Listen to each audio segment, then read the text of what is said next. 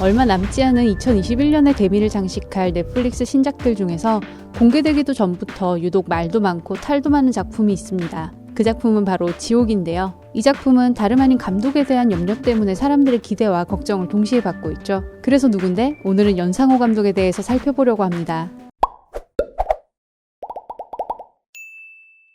넷플릭스 오리지널 콘텐츠들이 연이어 흥행에 성공하면서 이후에 선보일 작품들에 대한 기대도 많이 높아진 요즘인데요. 그 중에서도 사람들의 기대와 염려를 동시에 받는 작품이 있습니다. 배우가 문제일까요?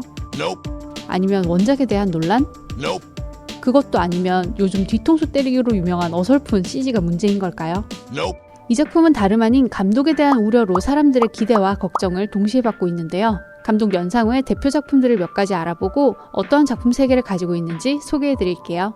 때는 2016년, 한국형 좀비 아포칼립스를 성공적으로 선보여 우리를 열광하게 한 영화 부산행. 대한민국을 바탕으로 한 좀비물이라는 신선한 소재와 탄탄한 짜임새나 매력적인 캐릭터 설정 등으로 당시 1000만 관객을 돌파함과 더불어 감독 연상호에 대한 기대치까지 한껏 높아졌었는데요. 이후 2018년 영화 염력의 다소 황당한 개그 코드로 큰 실망을 안겨준 후 부산행의 후속작이라 불리며 2020년에 개봉한 영화 반도 역시 적지 않은 악평을 받아 사람들로부터 감독 연상호라는 이름은 불신의 타이틀처럼 여겨지기도 했습니다. 더욱이 영화 반도에 대해 부정적인 의견이 쏟아지자 중앙일보와 홍보 인터뷰를 하던 당시 볼거리 위주로 전개되다 보니 캐릭터나 드라마는 밋밋하단 평가도 있는데 라는 질문에 전혀 약점이 아니라고 생각한다. 약점이라고 생각하신 분들은 변화를 못 받아들이시는 게 아닌가 라고 답하면서 논란이 커졌었는데요. 이후 온라인 커뮤니티인 익스트림 무비에 사과문까지 게재한 일이었던 만큼 연상호 감독에 대한 논란에 정점을 찍은 사건이 아닌가 생각됩니다.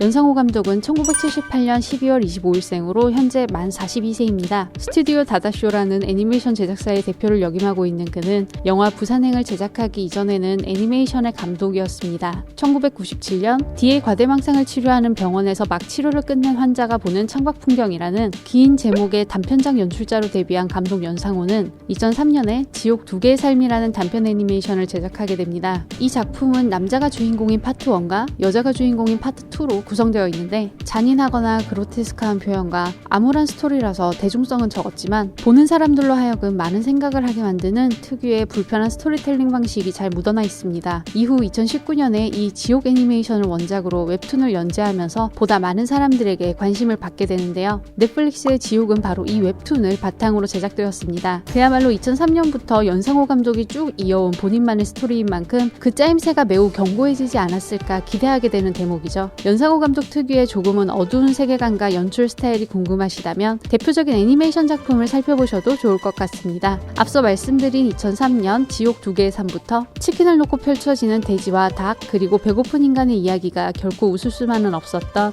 2008년 애니메이션 사랑은 단백질, 2011년 학교폭력이라는 소재를 통해 냉담한 현실을 그려내고 선과 악에 대한 고찰을 담은 잔혹 스릴러 애니메이션 돼지의 왕. 특히 이 돼지의 왕은 당시 칸 영화제 국제 애니메이션 부분에 최초로 초청받은 한국 애니메이션 작품이었습니다. 이번에 돼지의 왕이 티빙 오리지널 컨텐츠로 제작에 들어가면서 8월부터 촬영을 시작했다고 하는데요. 무겁고 냉정한 현실 사회에 대한 다양한 시사점을 던져주는 스토리라서 드라마로 전개되어도 재밌을 것 같습니다. 더군다나 캐스팅 명단에 반가운 얼굴도 보이네요. 연상호 감독의 또 다른 애니메이션 작품으로는 2013년 사이비 그리고 영화 부산행의 프리퀄 작품인 서울역도 대표적인데요. 단 연상호 감독의 작품들은 대부분 호불호가 분명한 잔인한 표현이 담겨있고 종교나 인간 심리 등 조금은 불편하게 느껴질 수 있는 민감한 소재를 주로 다루고 있으니 시청 전에 참고하시면 좋을 것 같습니다. 전반적으로 염세주의적인 뉘앙스가 강하기도 하지만 어쩌면 강렬한 표현을 통해서 메시지를 선명하게 전달하고 관객들이 스스로를 고찰하게 만들려는 의도가 담겨있는 건 아닐까 하는 생각도 들더라고요. 연상호 감독의 애니메이션 작품을 좋아하던 팬들은 영화 부산행 이후 그가 현실과 타협하고 자신만의 색깔을 잃었다며 실망하는 경우도 종종 볼 수 있었는데요. 감독 연상호의 색채가 진하게 묻어날 수밖에 없는 작품이 바로 이번 넷플릭스 지옥이 아닐까요? 지옥에 대한 좀 더 상세한 설명은 이전에 업로드한 영상을 참고해보셔도 좋을 것 같습니다.